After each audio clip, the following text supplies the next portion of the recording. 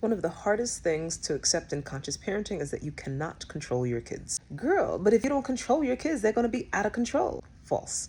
That is a perpetuation of the idea that children are inherently evil. Without adult control, punitive measures, physical punishment, children are destined to be unruly, lazy, or unproductive, menaces to society. We are so indoctrinated in a punitive-driven society that we fail to evaluate the information that's right in front of our face, which is that policing and imprisonment of adults and control and punishment of children does not change behavior. It leads to an increase in sneaky behavior. These ideas rest on the notion that some people are good, some people are bad, and when you punish the bad, they will turn good. That is the plot line of movies or cartoons. What is proven in all walks of life to lead to long-term behavioral change is meeting the needs of the individual. With adults, there tends to be higher crime in high-poverty communities. These communities tend to have limited access to quality education and limited access to employment opportunities. Punishing the resulting crimes does not change the behavior. Increasing access to education, recreation, and employment consistently changes the behavior and reduces crime in communities like this. Punishing a child for the behavior they displayed during emotional dysregulation like a tantrum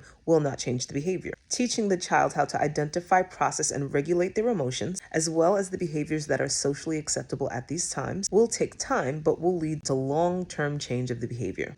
When you depend on control and obedience to influence behavior, the authority figure always needs to be present. When you shift your focus to meeting the needs of and teaching the skills that allow a person to make better decisions and be in control of themselves, which builds trust and connection, you will find yourself in a collaborative relationship rather than a controlling one, where the information that's being communicated, the wants, needs, and desires of both parties are now important and centered in the relationship. In a controlling relationship, the only thing that matters is the wants, needs, and desires of the person in control. The people on the bottom of that relationship will inevitably resist, forcing the person on top to shift into more harsh or punitive ways to regain control. It is an endless cycle. When the humanity of everyone in the relationship is centered, you will experience more cooperation, collaboration, and responsiveness, and realize that control was never actually necessary.